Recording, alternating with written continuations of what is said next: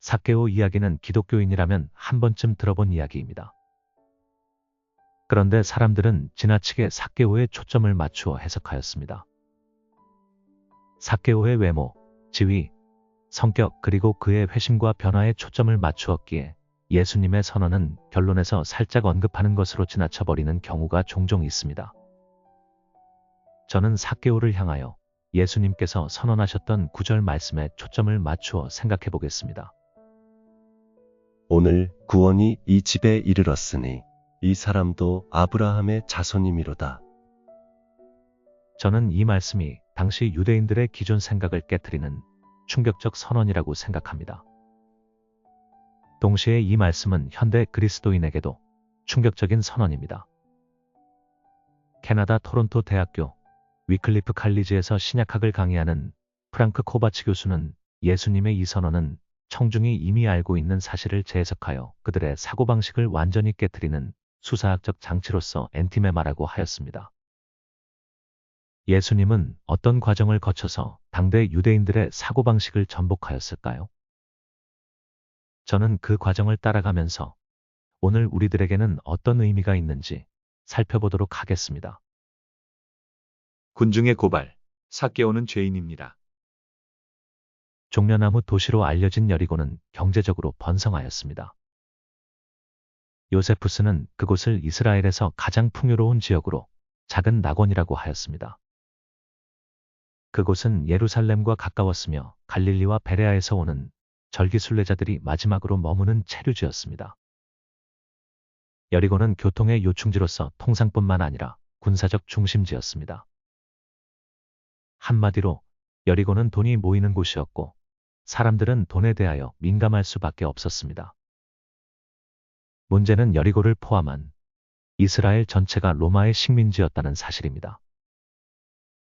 당시 유대인들에게 착취와 억압과 폭력은 일상이었습니다. 로마에 대하여 강력한 적개심을 가지는 것은 당연한 일이었습니다. 특별히 로마의 앞잡이가 되어 세금을 징수하는 세리들을 향한 분노는 극에 달했습니다. 로마군에 대해서 직접 적대하기는 어렵고 그들의 수하인 세리들을 향하여 분노를 폭발하였습니다. 당시 과세 체계는 징세 도급제였습니다. 로마로부터 세금을 거둘 권리를 얻은 세리는 할당받은 과세액을 연말까지 거두어야 했습니다. 그러나 로마에 바쳐야 할 세금을 정확히 아는 사람은 없었습니다. 오토 미엘이 말했듯이 실상 관련 규정을 정확히 아는 사람은 세리뿐일 때가 다반사였습니다. 랍비들은 그러한 세리를 경멸했으며 세리와 그의 가족은 부정하다고 여겼습니다. 당시 유대인들은 이원론적 사고방식에 사로잡혀 있었습니다. 그들은 편가르기를 확실하게 하였습니다. 그들은 공동체의 표준을 따르지 않는 사람은 죄인으로 규정하였습니다.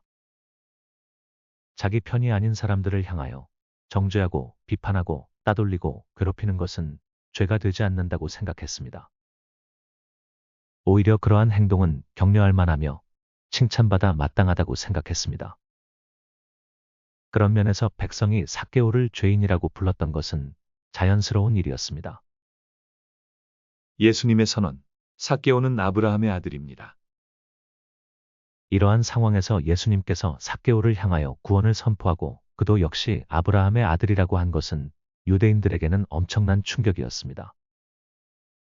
당시 유대인들은 혈통적으로 아브라함의 자손이라는 사실에 엄청난 자부심을 가졌습니다.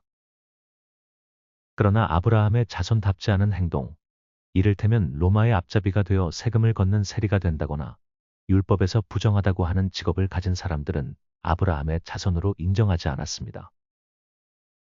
그들은 아브라함의 순수한 혈통과 순수한 신앙에 집착하였습니다. 그래서 아브라함의 자손의 한계를 자꾸만 좁혀갔습니다. 다른 말로 하면 자신들의 기준에 벗어난 사람들을 향하여 끊임없이 정죄하고 비난하고 소외시켰습니다. 예수님은 그들의 사고방식을 하나하나 깨뜨렸습니다. 예수님은 니고데모와 대화하면서 육으로 난 것이 중요하지 않고 물과 성령으로 거듭나야 함을 가르침으로써 아브라함의 혈통이 사실상 의미 없음을 말씀하셨습니다. 또한 율법만 강조하면서 타인을 정죄하고 비난하는 것은 하나님께서 아브라함에게 보여주신 모든 민족을 위하여 복의 근원이 되라는 것과 정면 충돌함을 가르치셨습니다. 아브라함이 보여준 신앙은 율법적 판단이 아니라 오히려 마음 문을 열고 포용하고 환대하는 삶을 살아가는 것입니다. 삭개오는 지금까지 개인적인 욕심을 채우기 위해 살았습니다. 그것은 당시 유대인들도 예외는 아닙니다.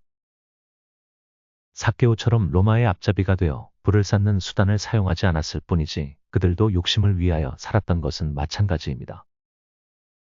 단지 자기들의 기준과 다르다는 이유로, 방법이 잘못되었다는 이유로 삭개오를 비난하고 정죄하였습니다. 그러나 그들이 가는 길은 지금까지 삭개오가 걸었던 길이고 목적도 같았습니다. 즉 돈이었습니다. 여기서 삭개오는 예수님을 만나고 회심하면서 삶의 방향을 바꾸었습니다. 그것은 아브라함이 보여주었던 관대함과 바른 삶이었습니다. 아브라함은 나그네를 그냥 지나치지 않고 환대하였습니다. 그러다가 부지 중에 천사를 대접하였습니다. 삭개오가 일어서서 말합니다. 지금까지 자기 자신만 보고 자기 가족만 보던 그가 이웃을 보고 가난한 자를 보기 시작했습니다. 삭개오가 서서 주께 여짜오되 주여 보시옵소서. 내 소유의 절반을 가난한 자들에게 주겠사오며 만일 누구의 것을 속여 빼앗은 일이 있으면 내 갑절이나 갚겠나이다. 이러한 태도는 아브라함의 아들로서 충분한 마음가짐입니다. 예수님은 여러 차례 바리새인들이 종교적 규례와 율법을 지키면서 이웃을 보지 못하고 가난한 자들을 살피지 않는 것을 지적하였습니다. 그들의 겉모습은 누구보다 경건한 척하였지만 속은 탐심과 분쟁과 당짓는 것으로 가득하였습니다. 따라서 삭개오의 구원은 단순히 개인의 영적 회심만 의미하지 않습니다. 그것은 유대인들의 사고방식을 깨뜨리고 하나님께서 아브라함을 통하여 이루려 했던 사회, 즉 하나님 나라의 모습을 선포하시는 것입니다. 예수님은 하나님 앞에서 신분을 결정하기 위해 사용하는 상투적인 생각과 모든 공식을 중단시켰습니다. 사람을 평가할 때 사회적인 관념이나 종교적인 율법과 전통과 교리에 따라 누구를 정죄하고 판단하는 것을 멈추라고 하십니다. 삭개오는 삶의 방향을 바꾸었습니다. 세속적인 욕망과 관습을 따라 살던 것을 포기하고 그는 하나님 나라 중심으로 삶의 방향을 설정하였습니다. 예수님은 아브라함의 자녀라는 신분을 재정의하였습니다. 그것은 혈통이나 사회 규범이나 종교적 교리로 판단하는 것이 아닙니다. 그것은 하나님 나라를 중심으로 살아가기로 하였느냐로 판단할 수 있습니다. 구원은 단순한 개인의 영적 회심을 의미하지 않습니다.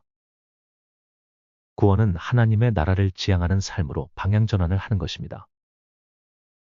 누가복음에서 구원은 영적 구원만 말하는 것이 아니라 질병 치유와 사회적 소외에서 회복을 포함하는 전인적이고 공동체적인 차원을 포함합니다.